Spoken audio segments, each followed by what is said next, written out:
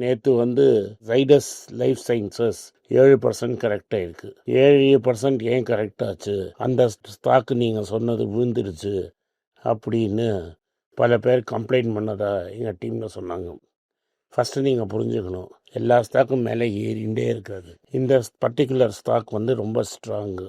Zydus வெல்தஸ் அப்படின்னு ஒரு கம்பெனியில் 65% வச்சுருக்கிறான்.